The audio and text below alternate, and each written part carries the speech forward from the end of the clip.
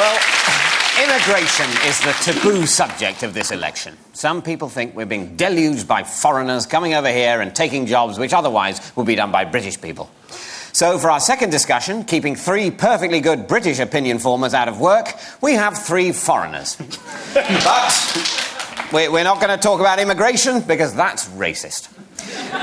Instead, we're going to get their view on the renown in which the British electoral system is held around the world. Please welcome French author and commentator Agnes Poirier, self-styled German comedy ambassador Henning Wehn, and SKP from the land of the free, Rich Hall. So, thank you all for coming, you bunch of foreigners. And, Agnes, what do you make of our system? You've lived here quite a while. What do you make of the British political system? Well, it's been some interesting weeks because it seems the British have been playing at, I want to be a revolutionary, I'm going to vote Lib Dem, I'm going to break the system. And look at tonight, it seems that Lib Dem, it's a souffle that has gone flat.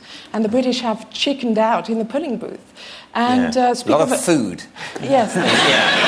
Speak of a revolution, an old Etonian is going to be in Downing Street tomorrow. So you'd say we're basically... We're cowards. It's just like we had a wild youth, we dressed up as hippies, we briefly experimented with marijuana, and now we're all back to voting Tory like the losers we are. So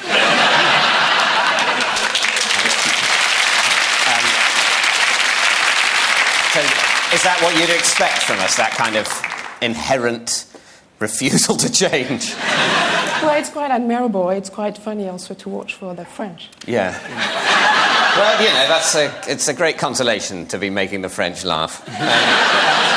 But Rich, yes. What do you think we're properly politically engaged in this country, or America? I think that being in this very room, this would not exist in the United States. You don't get the bright, shining hopefuls of Britain who are willing to stay up for 4 hours. Even though they voted for exactly the same people as they did last time. Even though their lives are fucked, yeah. The Tories are going to be in. That's good for comedy. Yeah, that's absolutely true. It's good for comedy, particularly good for French comedy. Yeah, any kind of oppression is good for comedy. Henning, are you a fan of our system?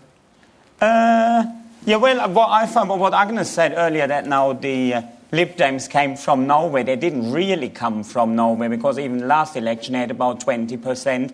It's just due to the system of first past the post that doesn't translate into any seats in the House of Commons. And, well, if this election has shown anything, then probably that it's time for constitutional reform and to introduce proportional representation. But that's obviously for the British people to decide. I, as a German, I'm not telling you. Well, I'm not making you do it. Those days are gone. Yes. No. Third time lucky. Well, it's certainly... It's certainly true. Well, but isn't it depressing, though? I think a lot of people are saying, we need to change our electoral system. It's so unfair on the Lib Dems. People are saying it's ridiculous. The Lib Dems last time had 22% of the vote, much less of the... But their vote, if the exit polls to be believed, hasn't gone up that much, which wouldn't give particularly the mandate for electoral reform. No, but they are presented like if they were a splinter group.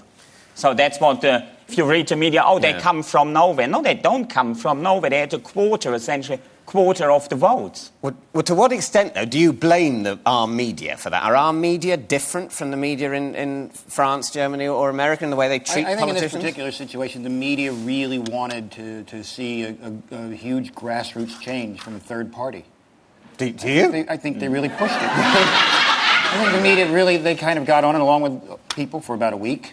Yeah. And then realized that the Lib Dems have no agenda whatsoever except to assign points to people coming into the country based on skill, which would be me. Right. And then I would have to go and then be assigned points to do comedy.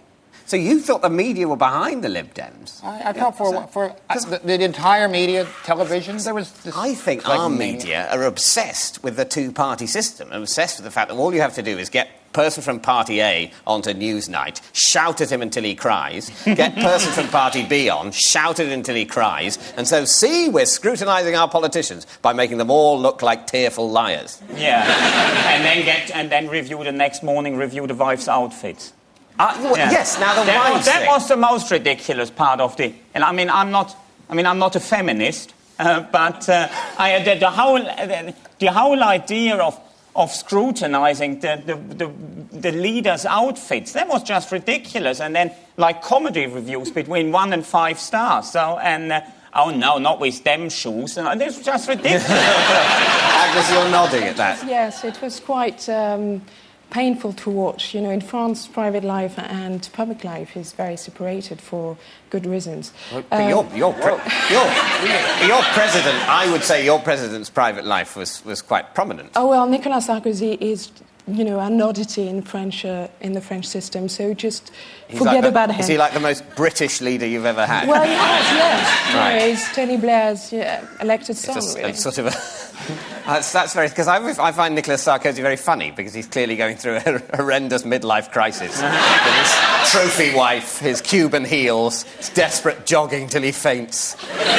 But that's true. That's not like the standard French leader. They keep their private life, all their thousands of mistresses. The media are not better in France, but at least there's no scrutiny as much as we've got here, which is... I mean, you don't want to know the colour of the socks of David Cameron, do you? Or what he has for breakfast? I only want to know whether he will be a good Prime Minister. So do you think Gordon Brown, the guy who's going to squat in Downing Street if he possibly can, because his image is so lumpen, is probably the most... Is he the leader we should... Well, he shouldn't be chastised for his lack of style, because politics is not about style, it's about substance. But Gordon Brown, I think, would be better if he just left. But so he hasn't got style or substance? I think all that changed with this election. I think this was...